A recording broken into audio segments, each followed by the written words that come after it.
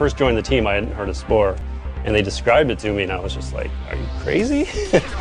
This is unlike anything I've ever worked on before. We're animating for characters, actors, who we don't know who they look like.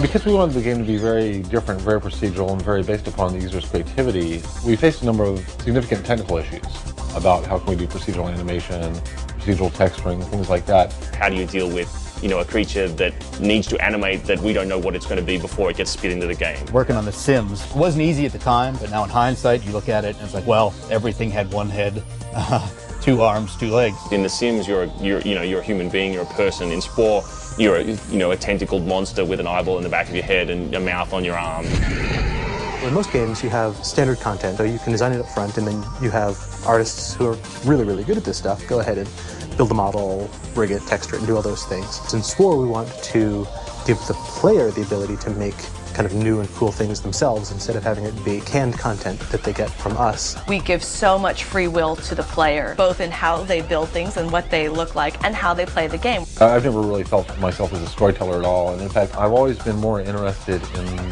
extracting the player's creativity than imposing my creativity on them. We have to make these systems that let the players take on the role of artists and transparently do the kind of things that we have to laboriously and painfully do in Maya. It's all been pretty difficult.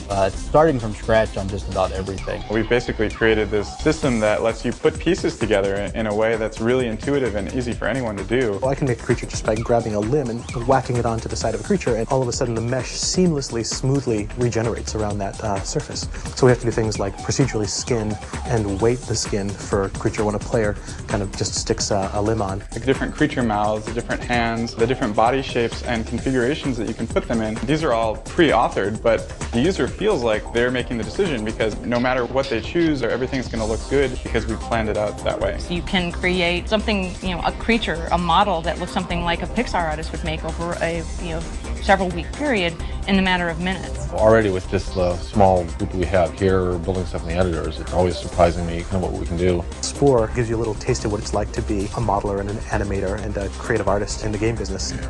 We probably had to reach into every experience and every bit of animation knowledge that we've had in the past as animators to get this tool to be able to make the assets that we need. One of the neat things about Spore is it provides a place for these things that you've made to come to life, to be tested against, to be pushed back against, and to see them kind of do things. Someone asked Will a while back what he hoped people would get out of the game, and he said he hoped that people would realize they could be more creative than they thought. And I think that would be an amazing achievement. If we could put tools in the hands of people that let them feel like they were successfully creative, this would be a huge achievement in the game.